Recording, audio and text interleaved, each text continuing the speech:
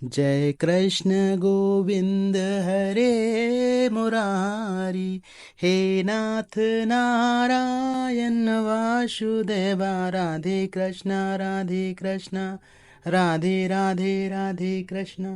ओम नमो नारायण, ओम नमो भगवते वासुदेवाय। जय श्री कृष्ण, राधे राधे, जय माता दी, हर हर महादेव, जय भोलेनाथ। थंबनेल में दीपक बुझने के ऊपर जानकारी के लिए लिखा है और जलते हुए दीपक को दिखाया गया है। तो जलता हुआ दीपक आपके जीवन में खुशी लेके आए, जलता हुआ दीपक आपके जीवन में रोशनी लेके आए, जलता हुआ दीपक सकारात्मकता का प्रतीक होता है, इसलिए लगाया है। पूजा में जब दीपक बुझ जाता है तो उसके दो कारण होते हैं। पहला कारण तो साइंटिफिक ही है, वैज्ञानिक कारण। दूसरा कारण आध्यात्मिक है। तो पहले वैज्ञानिक कारण की बात कर लेते हैं कि आखिर दीपक बुझ क्यों जाता है। देखिए, जब हम आचमन करते हैं तो आचमन करने के बाद हमारे हाथ गीले होते हैं, और अगर हम उसी आचमन वाले हाथ से अगर बाती को रगड़ के बाती बनाएंगे दीपक की, तो उसमें पानी चला जाता है, क्योंकि आचमन से आपके हाथ में कुछ ना कुछ तो जल लगा ही रहता है। थोड़े थोड़े छोटे छोटे सूक्ष्म कण लगे ही होते हैं जो रोई सोख लेती है। जब आप उस बाती को लगाते हो दीपक में, वो घी डालते हो या फिर तेल डालते हो, तो ऑलरेडी उसमें मॉइस्चर चला जा चुका होता है। तो बाती या तेल या घी खींच नहीं पाती है। ऊपर से आप घी डालते हो, बाती के ऊपर घी लगा रहता है। जब तक वो घी रहता है या तेल रहता है तब तक वो बाती जलती है। उसके बाद धीरे धीरे करके कम हो जाती है, हो सकता है बुझ भी जाए। तो एक कारण तो ये हो गया। दूसरा कारण क्या हो सकता है? दूसरा कारण ये होता है कि जब हम दीपक को लगाते हैं घर में, तो दीपक को साफ करके लेके आते हैं, धुल के लेके आते हैं। ऐसे में अगर उसके अंदर थोड़ा बहुत भी पानी रह जाता है, वो बात ही हम पहले से रुई की उसमें डाल देते हैं, तो रुई फटाफट मॉइस्चर को खींच लेती है, पानी को खींच लेती है, जिसकी वजह से उसके अंदर पानी चला जाता है। अब हम घी डालें या तेल डालें, तो सबसे पहले जहाँ ऊपर डालते हैं तो ऊपर तो तेल घी थोड़ा सा लग जाता है, जिसकी वजह से बाती थोड़ी देर तक जलती रहती है, उसके बाद फिर बुझ जाती है। तो एक ये भी कारण हो जाता है। अब आप लोग ऐसा मत करना कि पुराना कल का दीपक रखा है और बाती खसकाई ऊपर कल वाली और उसको जला दिया। ऐसे कई लोग करते भी हैं, लेकिन आप मत करिएगा।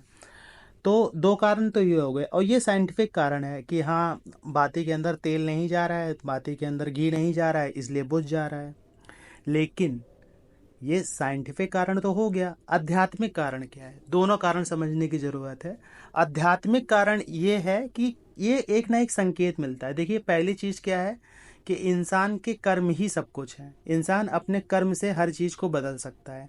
आपने कहावत सुनी होगी, रहीमन धागा प्रेम का, मत तोड़ो चटकाए, टूटे से फिर ना जुड़े, जुड़े गांठ पर जाए।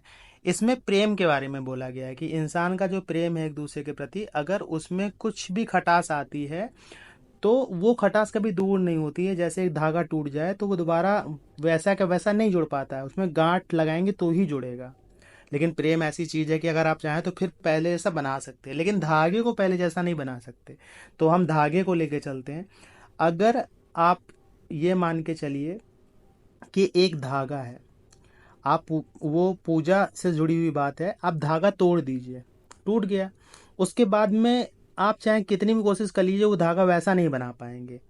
चाहे कुछ भी करिए, कैसे भी करिए, वो धागा बिल्कुल आप नहीं, या उसमें गांठ लगेगी ही लगेगी। तो कहने का अर्थ ये हो गया कि अगर आप कोई कर्म कर रहे हैं तो कर्म ही आपके जीवन में सारी चीजें बदल देता है। कहने का अर्थ जो हमने वैज्ञानिक कारण बताया, अगर वो आप कर्म अच्छा कर लेते हैं तो आपका दीपक नहीं बुझेगा, और बुझ जाता है तो संकेत यही है कि आपकी पूजा खंडित हो गई है। इसमें कोई भी डाउट नहीं, कोई भी वो संशय नहीं है कि आपकी पूजा खंडित हो, क्योंकि धागे जैसी पूजा एक अविरल धागे जैसी थी। बीच में टूट गया धागा तो उसमें गांठ लगी ही जाएगी, मतलब आपका जब खंडित हो गया, आपकी पूजा खंडित हो गई। लेकिन इसका अर्थ ये नहीं होता है कि पूजा खंडित हो गई तो क्या पूजा बेकार हो गई या फिर हमारा जब बेकार हो गया। आप तुरंत अपना कर्म करिए, या तो उसी बाती को खसका के या फिर दूसरी बाती को जला के फिर से अपना अनुष्ठान पूरा कर लीजिए। कोई भी दीपक बुझता है तो उसका एक बहुत ही साधारण सा संकेत होता है, ये होता है कि आपके जीवन में जो कार्य आपके चल रहे हैं, या जो कार्य आप करने वाले हैं, या जो कार्य आप करते हैं, उसमें बाधाएं आएंगी ही आएंगी। अब वो बाधा आपके भाग्य के ऊपर भी निर्भर करती है, आपके ग्रहों के ऊपर भी निर्भर करती है। जितने खराब ग्रह की दशा चल रही होगी उतने ही परेशानियां ज़्यादा आएंगी। अगर ज़्यादा कुछ नहीं चल रहा है, सब कुछ सही है, तो थोड़ी कम परेशानी होगी। मतलब सभी व्यक्ति के जीवन में एक जैसी परेशानी नहीं आएगी। किसी के जीवन में थोड़ी ज़्यादा परेशानी आएगी, किसी के जीवन में बड़ी परेशानी, किसी के जीवन में छोटी परेशानी। ये संकेत होता है और होता अवश्य है। देखिए, अब अगर आप सोचेंगे कि नहीं ये तो अंधविश्वास है, तो देखिए भगवान को मानना ही अंधविश्वास है। अंधविश्वास का मतलब वही होता है जो दिखाई ना दे, जो सुनाई ना दे, जिसे हम महसूस ना कर पाए, जिसको हम आभास ना कर पाए, जिसको मतलब आप वैज्ञानिक रूप से प्रमाणित ना कर दें, वो अंधविश्वास ही होता है। तो भगवान अंधविश्वास में ही हैं। भगवान को सिर्फ आप ही समझ सकते हैं, आप ही उसका आभास कर सकते हैं, आप ही उनकी शक्तियों का एक तरह से लाभ उठा सकते हैं और ये समझ सकते हैं कि हाँ, उनकी कृपा आपके ऊपर हो रही है। क्योंकि जब आपको अपने खुद के कार्य बनते दिखाई देंगे, आपको अपने जीवन में खुद का मार्गदर्शन होता हुआ दिखाई देगा, क्योंकि जाप आप कर रहे होते हैं, पूजा आप कर रहे होते हैं, तो उस चीज़ को आप बहुत बेहतर से समझ पाते हैं, ना कि किसी और व्यक्ति के समझाने से।